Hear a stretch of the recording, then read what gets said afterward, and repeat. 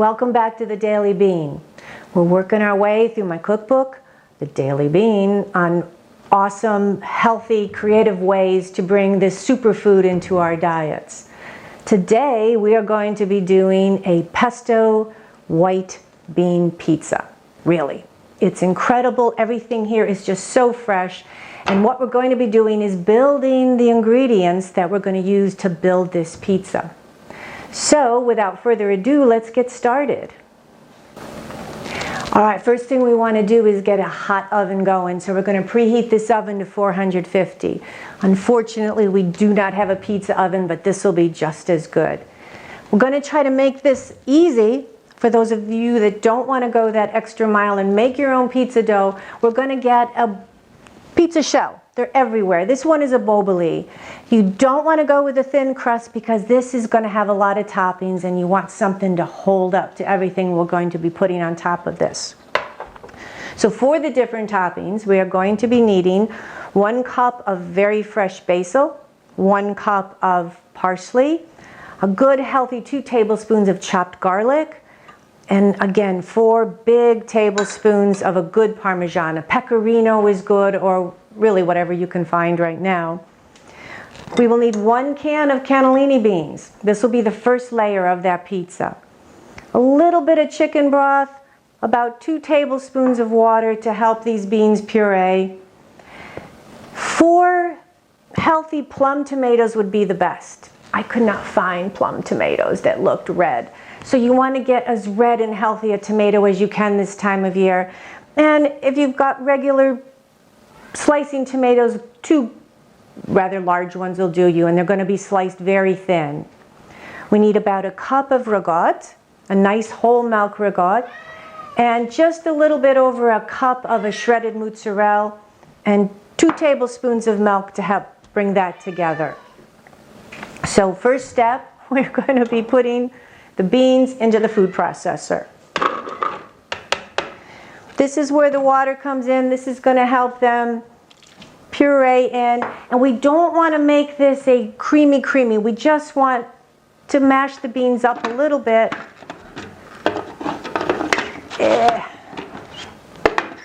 There you go. Because we do want some lump and substance to this. So I'm just going to pulse it.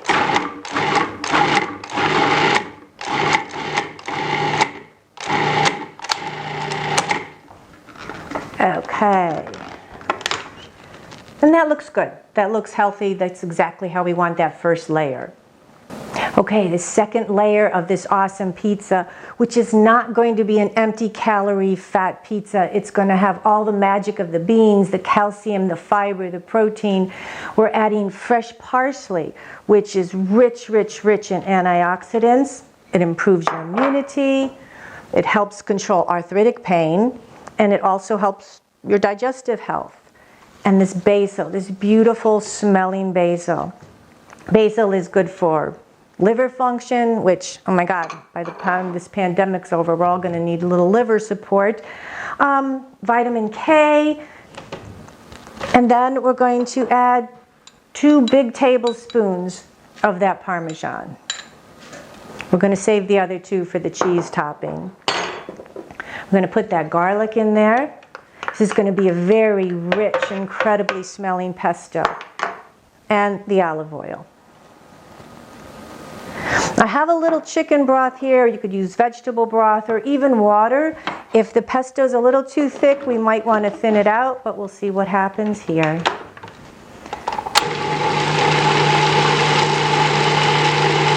And I don't know if any of you ever made pesto before. It's an incredibly simple condiment to make. And it's so flavorful and it smells so incredible. And I might want to add just a little touch of the liquid, maybe a tablespoon, just to make it a little bit more spreadable.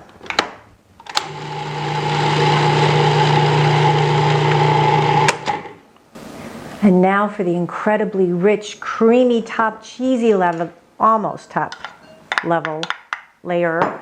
We're going to mix that ricotta with the mozzarella. And we want this to be a little bit more spreadable also. So I'm going to use that 2 tablespoons of milk.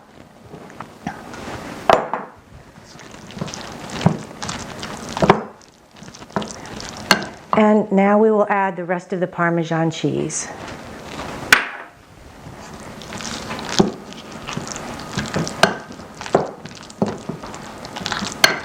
There we go. And now we're going to start to build this masterpiece. So we'll take our shell, and the first layer will be the beans. We'll take those pureed beans and spread them out fairly evenly. You want that 1-inch margin all the way around the circle of this pizza. Then we're going to be adding the pesto. And the pesto is going to be the bridge that brings up all the flavors together as you bite into this incredibly cheesy topping into this second layer of this rich, rich, flavorful pesto. Okay, and now we add the cheese.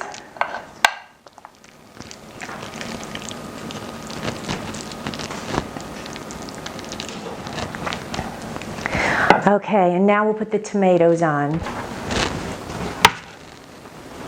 So we're going to evenly space these very thin slices all around the edges and middle of this pizza.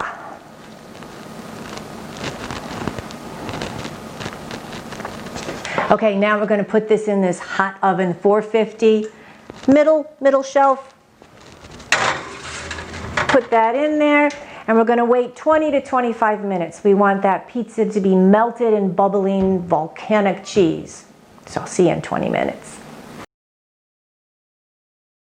All right, I think we're ready. I think it's done.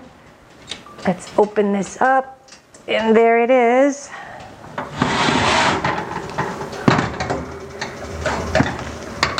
Looking just like it should.